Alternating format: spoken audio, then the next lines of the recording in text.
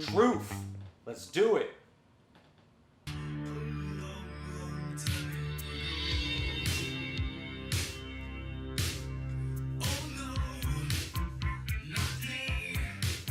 Oh shit.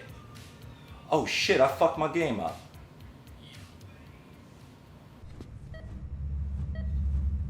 This is you, as you've lived until this day. I'm going to change your appearance. We have no other choice. Oh, wait a minute. Oh, wait a minute. Oh, fucking bullshit. You know what? I called this shit from when I first saw the trailer. This is some motherfucking whatever, let's just fucking do this shit. Alright, let's get to the story.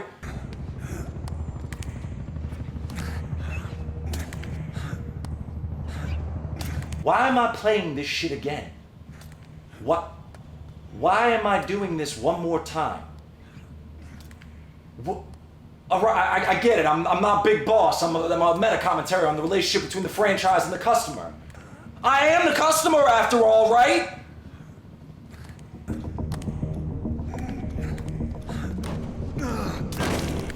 Right swipe. Right swipe. Prostitute. Left swipe. We'll meet again. Right.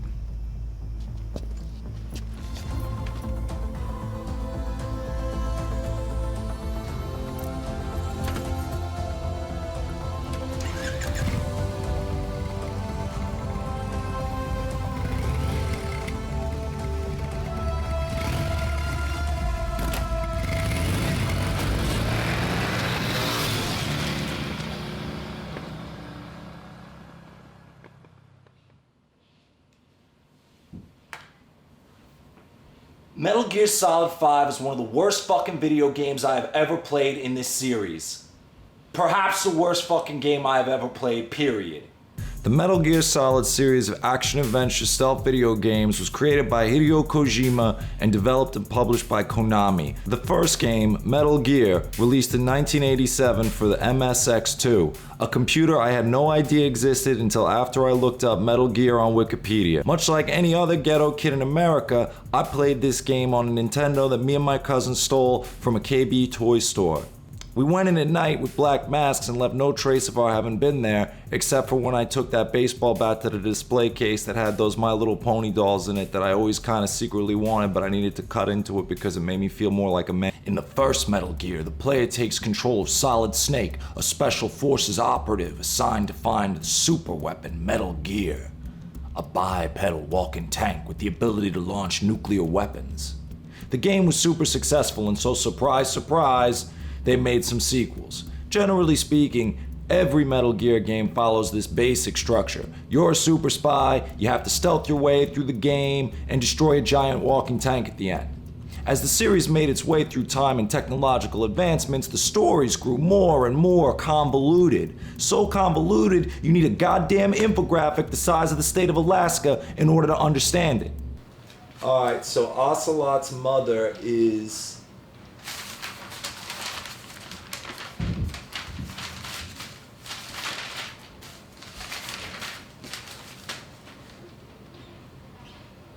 the boss? Yeah, when the fuck did they make that shit clear? It's beautiful. When I was younger, I couldn't believe the film-like quality of the cutscenes. Story be damned. There was something pretty amazing about disappearing into the role of Solid Snake or Big Boss for a week and just attempting to follow along the nonsensical plot, clearly inspired by 80s Hollywood action movies and swift kicks to the brainstem. Shit, even Metal Gear Solid, a game known for its blocky hands and non-moving mouths, had some excellent cinematic moments. Meryl. What is it?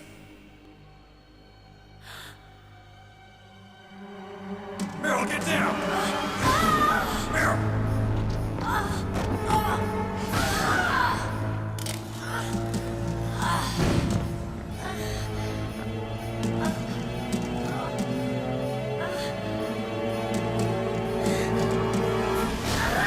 Basically, the Metal Gear Solid franchise boils down to this. It's great stealth action gameplay plus weird fucking movie equals awesome and excellent experience. I've lost countless hours to this fucking series, and it's a goddamn shame that the Phantom Pain and its $30 demo Ground Zeroes makes up some of the worst fucking Metal Gear Solid experiences you could ever have.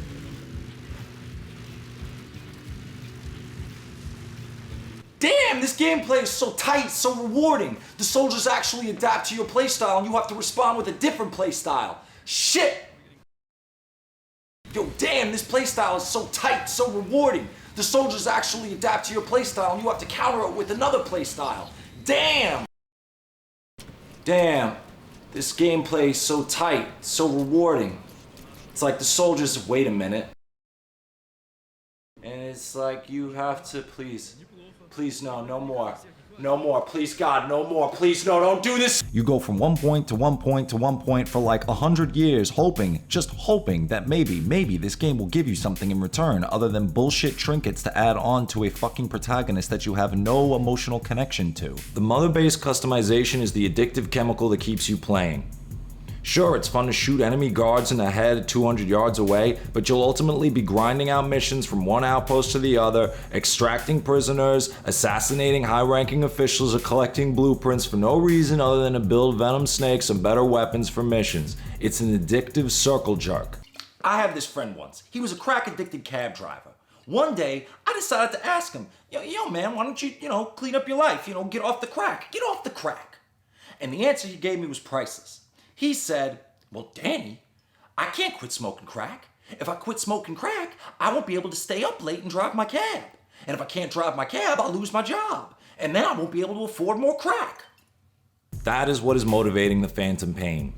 You, as a crack-addicted cab driver, smoking crack so you can afford to smoke more crack.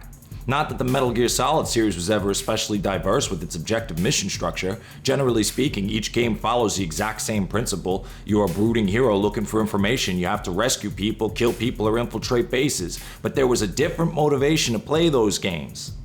The motherfucking plot. In games of the past, we followed the missions, we did what we were supposed to do, and we were rewarded with a story. It was a convoluted story, but damn, the fucking Kojima put a lot of effort into that shit. Now, I know the Phantom Pain's big thing is that it's like you could go in there guns a-blazing, or you could sneak in like this motherfucker of the night. Guess what, motherfucker? That shit is not new to the series. Customizable playstyles have always been a part of what made these games enjoyable. One part. What is new to this series then? Well, it's ultimately what destroys this fucking game from the inside out. It's the reason the Phantom Pain feels nothing like a Metal Gear Solid game and serves as evidence that Kojima's incomplete tale is not by design but by utter damn failure to properly manage development. The open world. Since Grand Theft Auto 3 up and changed the landscape of video games forever, publishers have been incentivized to develop open world games. RPGs are more open world, action games are more open world, racing games are more open world for some reason. Kojima spent so much time paying attention to the open world spectacle that he completely neglected the reason why most of us play his games to begin with. Metal Gear Solid does not belong in the open world, and the Phantom Pain proves it over and over and over again. In previous Metal Gear Solid games, you are put in a small box, and you are given your mission objectives. Upon completing those mission objectives, you are rewarded with a cutscene, an advancement of the story, some new toys, and the keys to yet another small box.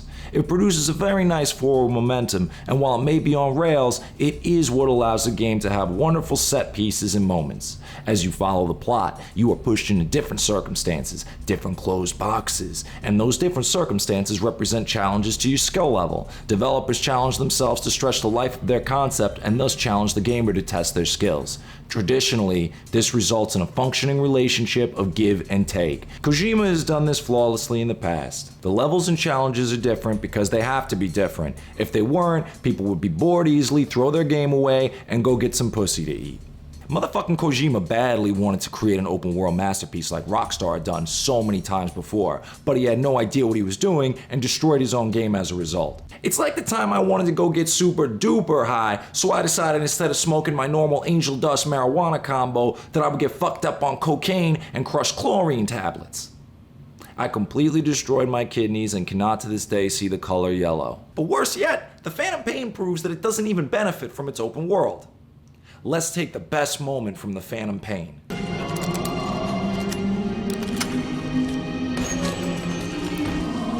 Boss! Boss! Hey! Let's let the boss decide. We live and die by your order, boss. Boss!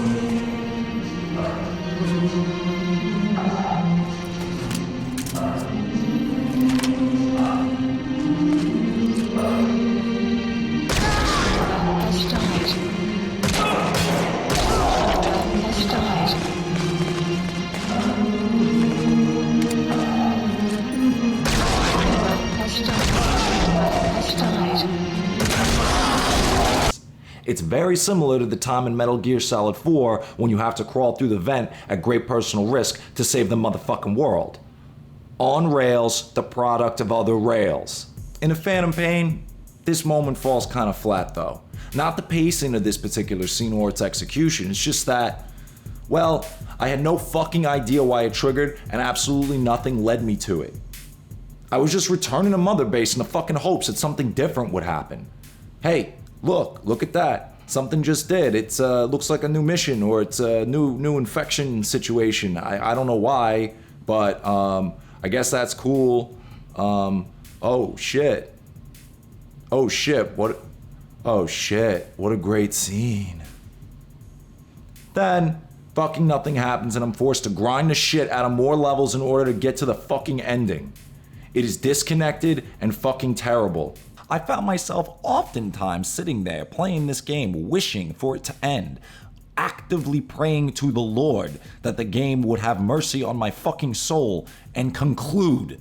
The kind of storytelling Hideo Kojima has prided himself on is the marriage between gameplay and cinema. It is cause and effect. Imagine if the entire first act of Jurassic Park opened up with hours of Dr. Grant searching for dinosaur bones in Australia. Scene after scene, he's just digging for bones because, you know, he has to make a living or something. An hour into it, into the movie, old man Whitebread shows up with a T-Rex on a leash and sets him free, and Dr. Grant just kind of runs away and tries to fight back. That movie would suck because there would be no character development leading to a climax. While watching Dr. Grant dig for fucking dinosaur bones for hours would be an accurate representation of real life, it would not make for an exciting movie. There would be no character development to advance our interest in the plot, and thus nobody would give a goddamn flying fuck if the T-Rex ripped off Dr. Grant's sack before heading towards the next urban location to rip off other sacks. It troubles me in particular because this was something that Kojima apparently knew before venturing into this fucking mess. So what happened? Conspiracy and corporate blowjobs. Well, if you believe some of these glowing retrospectives on the Phantom Pain written by people of popular gaming sites, Kojima probably purposely crafted the game to feel hollow and empty. You know, so you feel like you have a Phantom Pain. Get it? Ha! Well, in order to believe that, you'd have to completely discount his previous interviews. You know, the PR fluff bullshit, where he states that the goddamn game is going to bridge the gap between Big Boss being a hero and to Big Boss being a villain. That didn't happen. You're not even playing as Big Boss in the fucking game. Well, what if there's some conspiracy? If you believe the folks on the Never Be Game Over subreddit, you'd think that Kojima built a massive mystery into this game. You know, because he's a genius. Maybe there's some secret content that can be unlocked. Maybe there's a hidden cutscene that ties it all together. Over there, they're trying to meticulously scan the game for clues, and they're coming up empty. So far, all they've discovered is Easter eggs and plot holes. But they're trying to glue the Easter eggs to the plot holes using lyrics from David Bowie songs, quotes from Herman Melville's Moby Dick, and a corrupted copy of Portopia for the MSX2. All in the hopes of discovering some new story content that'll completely fix the game. If they unlock anything, I will fucking eat my hat. So what the fuck really happened? Why is the biggest game of 2015 a piece of fucking shit? Well, the answer is, sadly, the Fox engine. While developing Metal Gear Solid 4, I contemplated an open-world approach, but we lacked the technology. I felt we were also lagging behind Western studios in other areas like physics simulation, lighting, and rendering techniques as well. That fueled my decision to seriously invest in creating an internal game engine which we called the Fox engine. The new engine was mandatory to realize my goals for Metal Gear Solid 5: The Phantom Pain, I needed a way to empower small teams of specialists to work individually on tasks that they were best at in order to boost efficiency. The engine also allowed us to adopt more of a Western-style toolchain and team structure. Without these modern optimizations, we'd never finish a game of the Phantom Pain's scope. This resulted in Metal Gear Solid 5 differing drastically from Metal Gear Solid 4, not only with respect to content, but also with regard to development style and methods. Well, so there you have it. Pretty black and white. You know, because Hideo Kojima wanted to develop a groundbreaking game engine and was so focused on the open world, he completely disregarded his company's traditional methods of development, pissed everybody off, and then was forced to pad the shit out of the game. It's shiny, it looks good, it looks fucking happy, I guess, but who's not happy is me. Because I have to drink myself to sleep tonight because the most anticipated game of 2015 was a depressing mindfuck. It's sad because apparently this is Kojima's last game, right? As doing Metal Gear Solid game, you know? Just to think of what could have been if he didn't lose his fucking mind. I often think about myself like that. What would I could have been if I didn't lose my mind? Yeah, probably an astronaut or a dentist.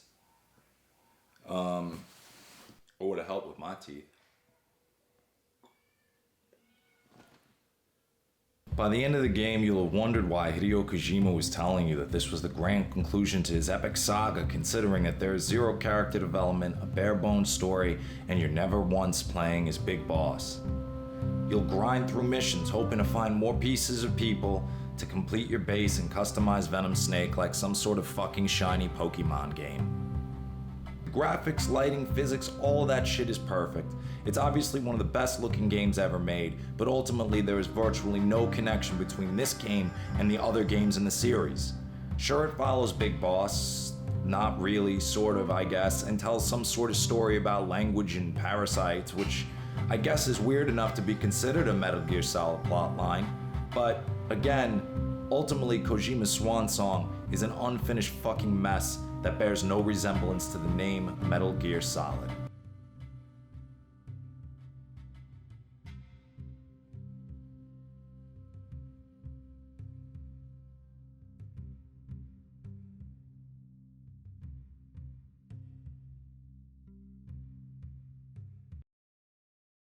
Or would have helped with my teeth.